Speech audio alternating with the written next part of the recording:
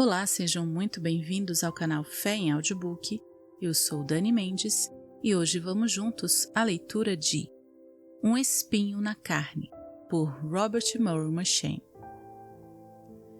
E, para que não me exaltasse pela excelência das revelações, foi-me dado um espinho na carne, a saber, um mensageiro de Satanás para me esbofetear, a fim de não me exaltar, acerca do qual 3 vezes orei ao Senhor para que se desviasse de mim.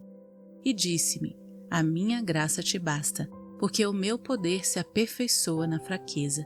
De boa vontade, pois, me gloriarei nas minhas fraquezas, para que em mim habite o poder de Cristo. Por isso, sinto prazer nas fraquezas, nas injúrias, nas necessidades, nas perseguições, nas angústias, por amor de Cristo. Porque quando estou fraco, então sou forte. 2 Coríntios 12, 7-10. O que está contido nessa passagem?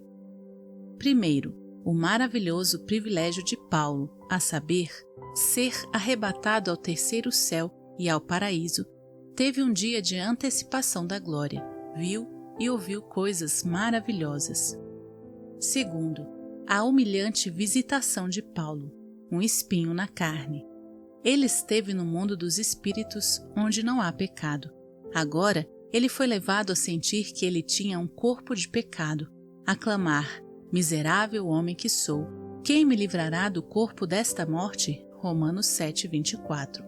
Ele esteve entre os habitantes do céu. Agora, a alguém do inferno é permitido esbofeteá-lo.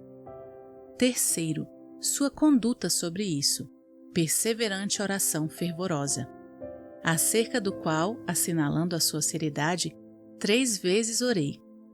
Nenhuma resposta havia ainda sido dada e ele continuava a orar. Antes, ele estava mais envolvido em louvar, ou pensando em contar aos outros. Agora, ele é trazido a clamar por sua própria alma, para que ele não seja um reprovado. A resposta? A minha graça te basta.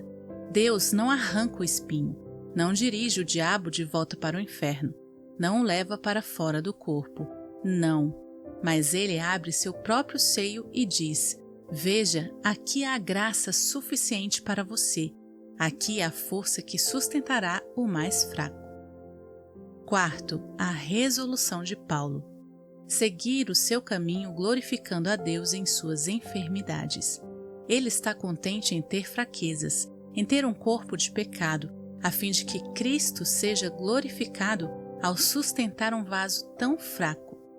Que o poder de Cristo habite continuamente em minha alma, que a sua forte mão tenha alguém para sustentar para o seu próprio louvor.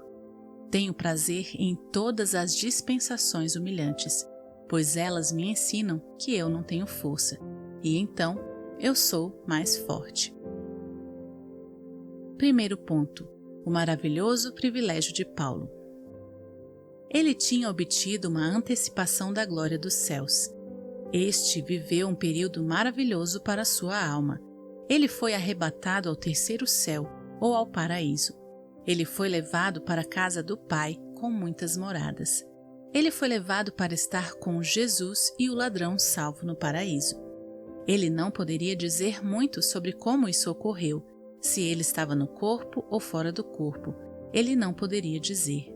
As palavras que ouviu, as palavras do Pai, as palavras de Jesus, as canções dos redimidos e dos santos anjos eram inefáveis. Ainda assim, ele nunca poderia esquecer aquele dia.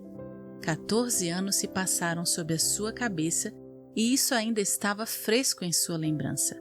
As visões que viu, as palavras que ouviu, ele jamais esqueceria. Este foi exatamente um dia de glória, uma antecipação do céu. Queridos crentes, vocês também têm privilégios maravilhosos. Vocês também têm as suas antecipações do céu. Vocês podem não ter as visões milagrosas do paraíso que Paulo fala aqui. Ainda assim, vocês provaram a própria alegria que está nos céus. Beberam do próprio rio dos deleites de Deus. Se vocês conhecem o Senhor Jesus, vocês sabem que é a pérola do céu, o sol e o centro dele. Se vocês têm um sorriso do Pai, vocês têm a própria alegria do céu. Acima de tudo, se vocês têm o Espírito Santo que habita em vocês, têm também a garantia da herança. Em tais dias, como na última comunhão de Sabá, as alegrias de um cristão não são inefáveis e cheias de glória? Ao qual, não o havendo visto, amais. Não devem tais dias ser lembrados? Mesmo 14 anos depois, quando muitos terão ido para a mesa acima, alguns olharão para trás, para o Sabá passado, como um dia vivido em seus átrios, melhor do que 1000 dias. Para aqueles de vocês que não obtêm nenhuma alegria em tais ocasiões, nada podemos dizer, senão que vocês não teriam nenhuma alegria no céu. Se vocês não estão contentes à mesa aqui de baixo, vocês nunca, eu temo, estarão felizes à mesa de acima. Segundo ponto, a humilhante visitação de Paulo. E, para que não me exaltasse pela excelência das revelações, foi-me dado um espinho na carne, a saber, um mensageiro de Satanás para me esbofetear, a fim de não me exaltar. Versículo 7. 1. O que foi dado a ele? O espinho na carne que se fala aqui é entendido de formas diferentes pelos intérpretes. 1. Alguns entendem que possa ter sido uma doença física, algumas fortes dores lancinantes dadas a ele. A dor e a doença são muito humilhantes. Eles são frequentemente usados por Deus para humilhar o espírito altivo do homem. 2. Alguns entendem por isso alguma tentação notável para o pecado imediatamente a partir da mão do diabo, um mensageiro de Satanás que era como um espinho em sua alma. 3. Alguns entendem que possa ter sido algum pecado persistente, alguma parte do seu corpo de pecado do qual ele se queixa tão dolorosamente. Romanos 7. Alguns desejos de seu velho homem despertados à atividade por um mensageiro de Satanás. Parece mais provável que este era o espinho que o fazia gemer. O que quer que fosse, uma coisa é clara. Foi uma visita verdadeiramente humilhante. Ela levou Paulo ao pó. Um pouco antes, ele havia estado no mundo sem pecado. Não sentia o corpo do pecado. Viu os espíritos puros diante do trono e os espíritos aperfeiçoados dos homens justos. Agora, ele é levado para baixo para sentir que ele tem um corpo de pecado e morte, que ele tem um espinho na carne. Um pouco antes, ele estava entre os santos anjos, pisoteando o inferno e a sepultura debaixo de seus pés. Agora, um mensageiro do inferno é enviado para lhe esbofetear. Miserável homem que sou. Pergunta: por que este espinho foi dado a ele? Resposta: para que ele não se exaltasse acima da medida. Isto é indicado por 2 vezes. Que coisa singular é o orgulho! Quem teria pensado que o arrebatamento de Paulo ao paraíso algum dia o teria tornado orgulhoso? E ainda assim, Deus, que conhecia o seu coração, sabia que seria assim, e por isso o trouxe para baixo ao pó. O orgulho da natureza é assombroso. Um homem natural é orgulhoso de nada, orgulhoso de sua pessoa. Embora ele não tenha feito, ainda assim, ele é orgulhoso de sua aparência.